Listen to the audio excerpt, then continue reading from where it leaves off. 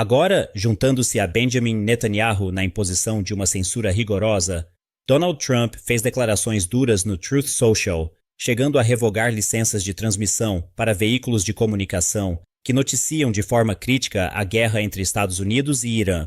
Por que Trump impôs subitamente uma censura tão estrita? O que de fato está sendo escondido?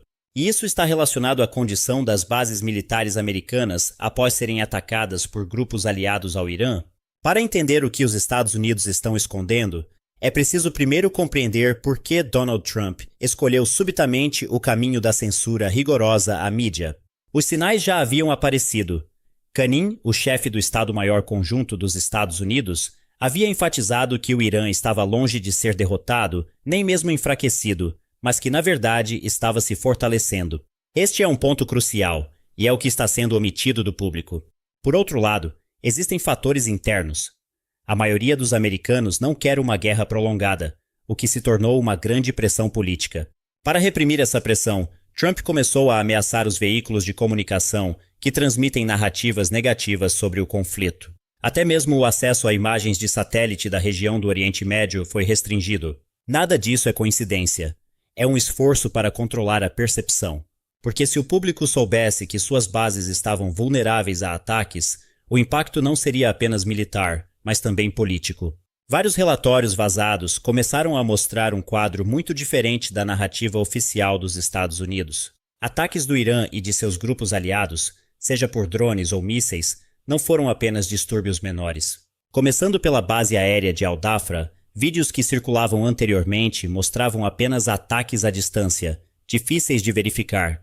Mas imagens de satélite de alta resolução começaram a revelar uma verdade mais profunda. Hangares de aeronaves foram danificados, edifícios militares foram destruídos e instalações estratégicas parecem ter sido atingidas diretamente. Isso não é apenas uma alegação, é uma evidência visual que está começando a crescer. Mais importante, os alvos não foram aleatórios. Há fortes indícios de que o que foi visado foram centros de comunicação e infraestrutura vital, não apenas prédios comuns. No Iraque, a situação não foi muito diferente. A base militar Victoria, perto do aeroporto de Bagdá, teria sido atacada com foguetes e drones por milícias pró-iranianas. Vídeos em circulação mostraram grandes incêndios, com chamas altas e uma fumaça densa cobrindo a área ao redor. Relatos indicaram que esses ataques atingiram pontos críticos dentro da base, não áreas vazias.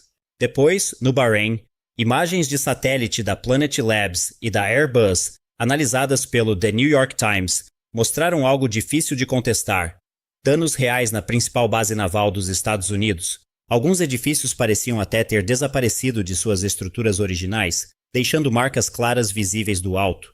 Drones iranianos também atingiram a cúpula protetora do radar na sede da 5ª Frota dos Estados Unidos. No Kuwait, o campo Arifjan também foi um alvo.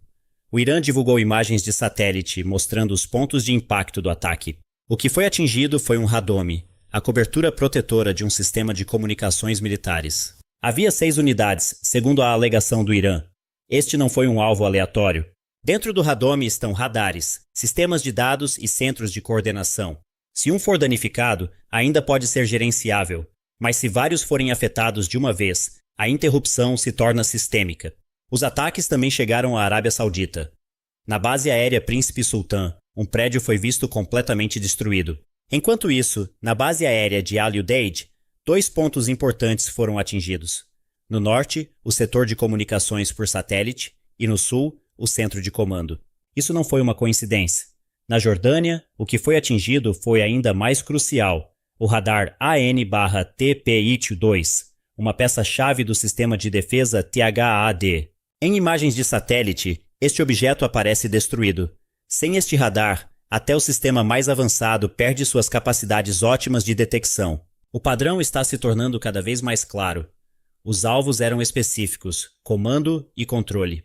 Se a comunicação é interrompida, o fluxo de informações é prejudicado. Se o centro de comando é atingido, o processo de tomada de decisão se torna mais lento. E quando essas duas funções são interrompidas simultaneamente, o impacto não é apenas local, mas afeta as operações de toda a base. Tudo isso leva a uma conclusão. Não foram ataques aleatórios, mas uma operação cuidadosamente calculada. Isso leva a uma questão muito maior. Depois de tudo isso ter acontecido, qual é o impacto para os Estados Unidos? No curto prazo, esses ataques podem parecer administráveis, mas a longo prazo, o impacto pode ser muito maior. Não se trata apenas de danos físicos, trata-se de uma mudança no equilíbrio de poder. Primeiro, o impacto não se limita aos danos na infraestrutura. Agora, afetou o pessoal. Aproximadamente 19 soldados americanos foram transferidos para a Alemanha, não para uma rotação de rotina, mas para tratamento médico sério. E esta não foi a primeira vez. Esta guerra também está começando a mostrar um custo muito mais alto, segundo a Al Jazeera. Até o 16º dia do conflito, em 15 de março de 2026, pelo menos 2.331 pessoas foram mortas. O maior número de vítimas ocorreu no Irã e no Líbano. Este número não inclui mais de 23 mil feridos, o que mostra uma escala de impacto muito mais ampla do que o visível na superfície. Em outra frente, houve um movimento incomum. Navios de guerra americanos começaram a se afastar da zona de conflito.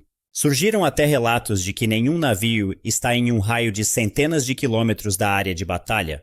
Se isso for verdade, não é apenas um reposicionamento. É um sinal de uma grande mudança. Por décadas, o porta-aviões tem sido um símbolo do domínio americano, sempre na linha de frente. Mas agora, este símbolo está recuando.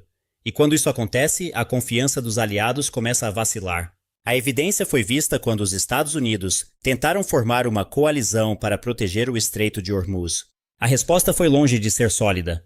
Países como Espanha, Alemanha, Itália, Austrália e Japão recusaram.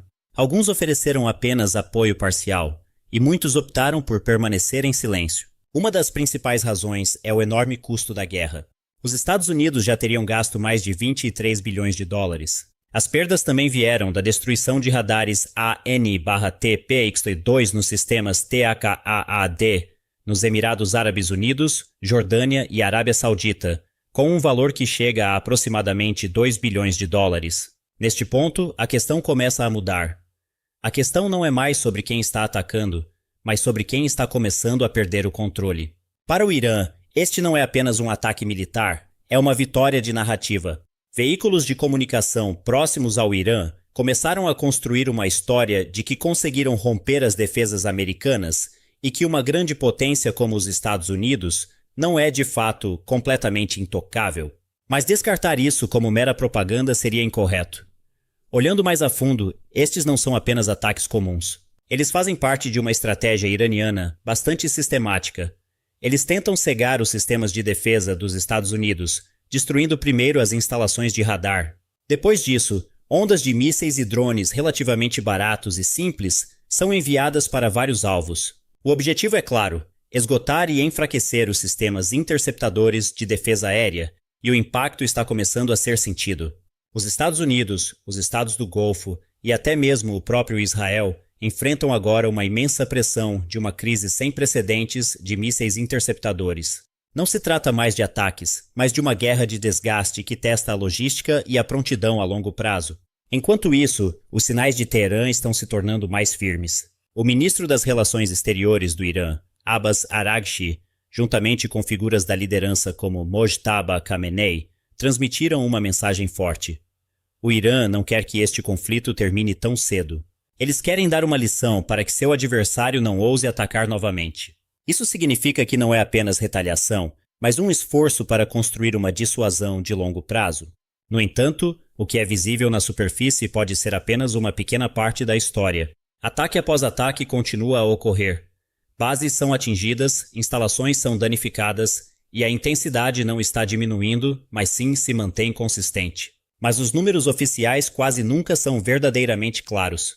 Não há detalhes completos sobre as vítimas, nem relatórios abrangentes sobre a escala dos danos. A informação que vaza é muito limitada, como se fosse estritamente filtrada antes de chegar ao público global. E isso traz a situação de volta ao ponto inicial.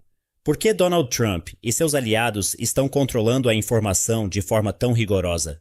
Talvez porque o que está em jogo não é apenas a guerra, mas a própria imagem de poder. E se essa imagem desmoronar, o impacto poderá ser muito maior do que qualquer ataque militar isolado.